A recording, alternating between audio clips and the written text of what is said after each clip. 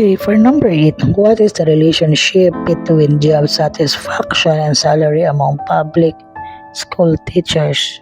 Number 9, can you describe how you first become aware of the COVID-19 crisis? 10, can you talk about your thoughts on how the COVID-19 pandemic affects you as a person, as a family, as a school or community? Again, write your answer only in your paper. Write your answer only in your notebook. Okay, so watch the next video.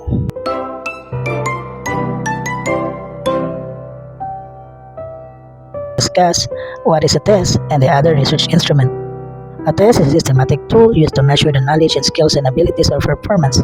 It can take many forms. It can be written, oral, or practical, and is widely applied in education, psychology, and professional certification to evaluate whether learning objectives are met and to provide data for decision making. A standardized test is one of that is being administered and is scored in a consistent, uniform manner across all examinees. Because a standardized test follows fixed instruction, formats, and scoring system. It is developed through scientific procedures to ensure validity and reliability. Because of this, results can be compared across individuals and groups. What are the examples of a standardized test? The SAT, the TOEFL, IQ test, and other national achievement tests. These tests are designed for objectivity and for large-scale communication. A standardized test is one that is administered and scored in a consistent, uniform manner across all examinees. These tests are designed for objectivity and large-scale comparison. On the other hand, a non-standardized test is created by teachers or researchers without strict standardization procedure. It is flexible in design, administration, and scoring, often tailored to specific lessons or classroom context. While useful for immediate feedback and checking progress, it may lack rigorous reliability and validity testing. Examples of non-standardized tests are the quizzes, classroom exam, and oral recitations. In essence, standardized tests are powerful for accountability and benchmarking, while non-standardized tests are practical for flexibility and everyday classroom assessment. Both standardized tests and non-standardized tests have both important roles. One ensures comparability across large population, then that is standardized test. And the other, specifically the non-standardized test, provides direct, contextual feedback to learners. Now let us talk about the elaboration types of tests and examples. We have also the recall test. The recall test could be identification, enumeration, and clues tests. Recognition tests, these are the tests that's being asked by the teachers that you usually found in your test paper. So we have the recall test, the recognition test. The recognition test consists of matching type, multiple choice, dichotomous type, which is true or false.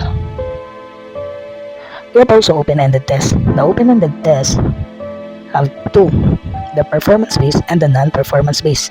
The performance-based expected to perform a given task. Another, non-performance based, the participant may answer orally or in a written manner. Another, we have also interview. The interview are sometimes referred to as a survey interview. It may be recorded, but because questions tend to be close-ended, interviews are usually happen during the qualitative interview or in a qualitative research. Kailan nangyayari naman ang interview kung sa mga quantitative research? Nangyayari ito kung mayroon tayong mga rubric na mayroong mga numerical responses. Qualitative interview naman ay mga tinatawag na intensive or in-depth interview. Kadalasan dito, ito ay mga informal, unstructured, semi-structured, or focus group discussion. Ang mga researchers sa qualitative interview ay nagbibigay ng mga particular topic na gusto niyong marinig or maitanong sa kanyang mga respondents. Ang mga questions sa qualitative interview are open-ended. Hindi siya katulad sa quantitative interview na ito ay close-ended. Ang questionnaire at ang quantitative interview, they are both highly structured, but there are difference between the two. In quantitative interview, the term read to the participants, helpful to blind educational participant while in the questionnaires, the participants read the questions and answer on their own. Let us now talk to observation. This is another research instrument. Observation is a way of gathering data which involves statistics systematically, selecting, watching, listening, recording behavior and characteristic of living being, objects or phenomena. Observation can be controlled, natural, or participant. It can be used in quantitative research when observable characteristics are quantitative in nature. Observation has greater flexibility in the observation method. However, observation may lack participant validity and may be prone to Hawthorne effect phenomenon. Hawthorne effect phenomenon, it means when the subject of an experiment study attempt to change or improve their behavior, it's just because it is being evaluated or studied. Furthermore, observation is more exhausting and time-consuming, especially when the observations need to be conducted for many years or long terms. We have different forms of observation. We have the controlled observation, natural observation, and participant observation. Controlled observation is more on or usually used in experimental research and is done under the standard procedure. The observed perform a non-participant role and they do not interact with the participant. Natural observation naman involves observing subject in their natural environment.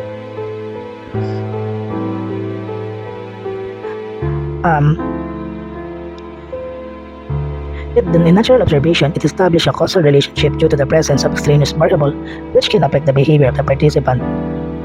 Participant observation, it is a form of observation wherein the researchers become a complete observer or a participant in the study through the experience of spending time with a group of people and closely observing their action, speech patterns, and norms, which in turn the researcher can gain understanding.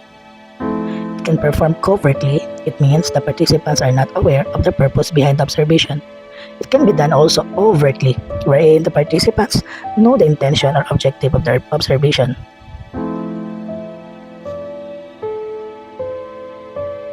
So we have also the guidelines in conducting the observation.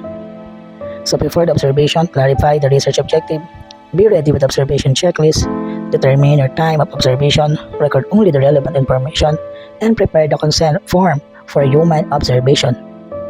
During the observation, as a researcher, make sure to note the date and time and place where the observation is conducted. You have to limit the person who will observe. You have also to explain the purpose of the observation to the participants if applicable. You have to avoid causing disruption while observing. Make sure to guarantee anonymity of participants. Make use of multiple recording schemes such as taking notes, videos, audios, and photos, but with proper ethical considerations. So after the observation, you have to code and arrange the data gathered according to the variables of the study. You have also tabulate the data and use numerical value for quantitative research. Review the data gathered to determine the gaps before proceedings. We have also the useful online tools to gather the information. One of the most common and easy to do is making a Google form. When I say Google form, these are free online forms that allow the researchers to construct and administer and analyze the survey. So we have here the step-by-step on how to use the Google form. Of course, step 1, you have to set up a new form or quiz. Step 2, you have to edit and format the form quiz. Step 3, send your form for people to fill out. So the researchers that can use or may use Google Forms are those in non-experimental because they can give those questions to the respondents. They can be able to utilize these Google Forms to give their answers based on the question written or was typewritten in the Google Form. So in collecting the data in quantitative research, you have to consider some ethical guidelines when you are practicing and conducting the research.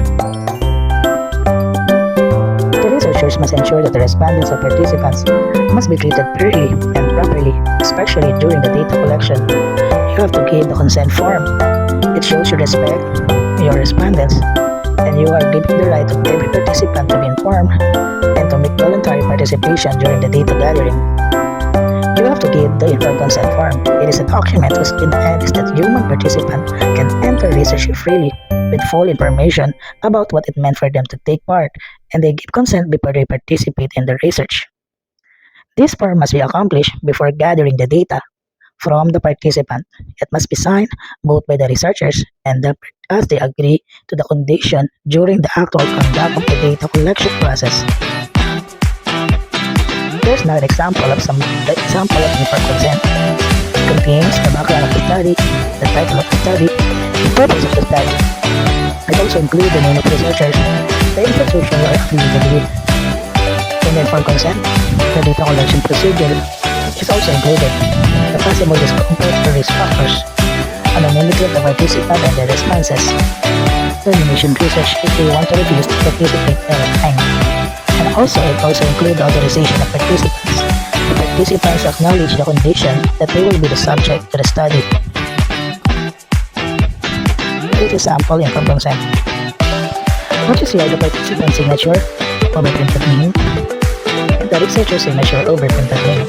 If on page, the parent merger is also included on the latter part of the paper. Now, in your activity, you have to follow the direction. You have just to write the answer in your notebook. Number 1, let us read the direction. Which of the following can be considered as contributed to the question?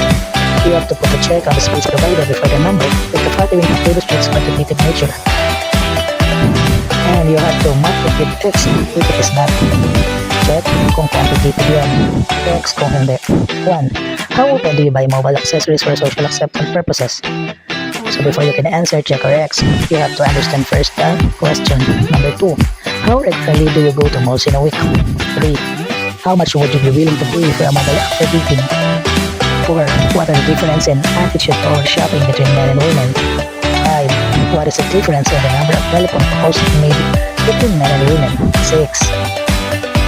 What is the relationship between a grade in math and level of class participation among grade 7 students? 7. What is the relationship between the number of COVID-19 cases and travel exposure? Number 8. What's the relationship between job satisfaction and salary among public school teachers? Number 9. Can you describe how you feel